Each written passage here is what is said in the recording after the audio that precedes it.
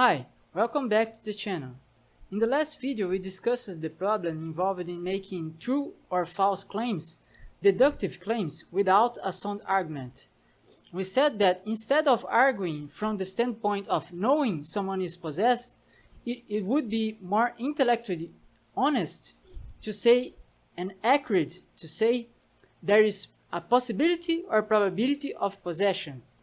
So instead of using deduction, it's more honest to use induction, which is an approximation of the truth.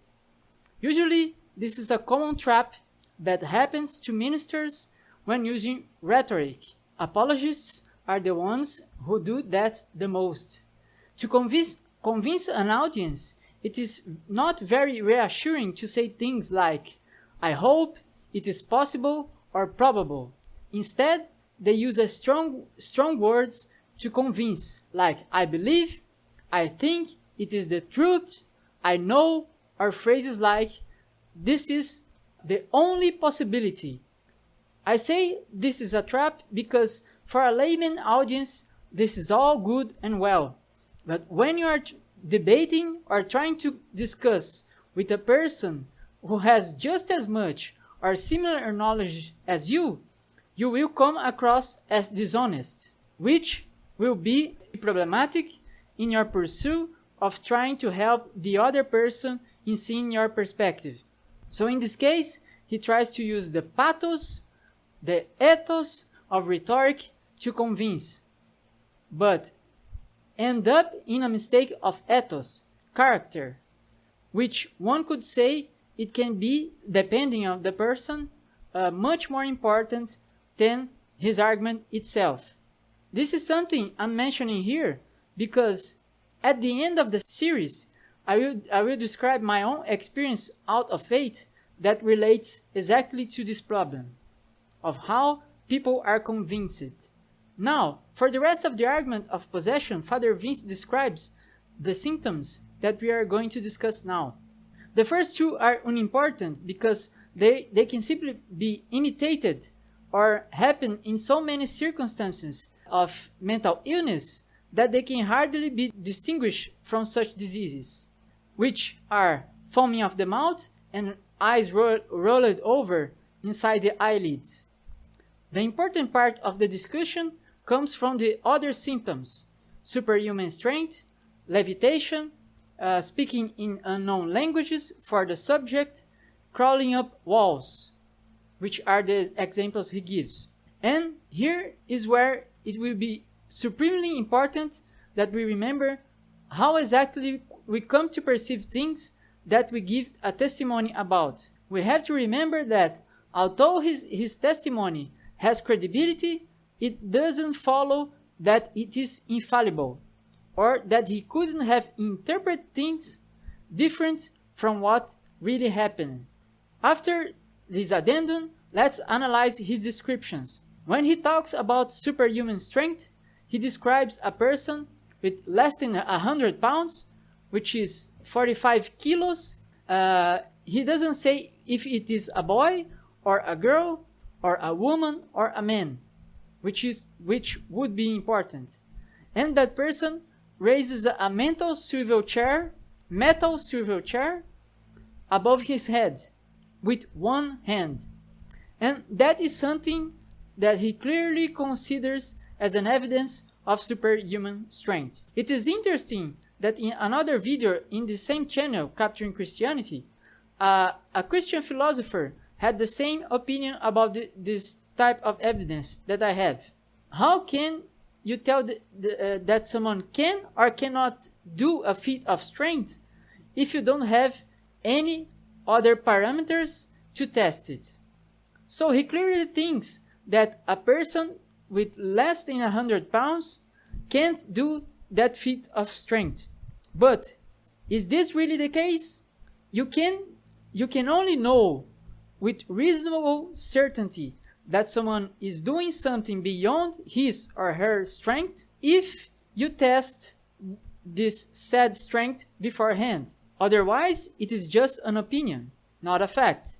Moreover, if he said it was a girl, for instance, it would be more convincing because we know that in general, a man have higher upper body strength. Just to give an example. Still, that doesn't mean he is wrong. It might be the case that this is indeed the work of a demon, or that this person is tapping into a strength that it is not possible for him to have. However, the evidences don't stack in his favor or in favor of his testimony, considering that testing is necessary to approve such judgment of strength. So, what do you think? If you saw a child do something that you consider a superhuman feat, would you consider that to be an evidence of a supernatural cause? Or would you try to test to see if that child had the natural means to do that feat of strength? What is your opinion? Leave it in the comments. Before analyzing the other symptoms, I have to make an addendum about something interesting of how Father Vince quotes these symptoms in all his interviews I analyze on YouTube. He usually doesn't refer to levitation or crawling up walls as being symptoms of possession, because what he refers as symptoms seem to be those things that he comes across frequently, which suggests that actually those cases could be not only rare, but possibly things he encountered only once or twice, meaning they are not reliable as a way to search for demonic possession.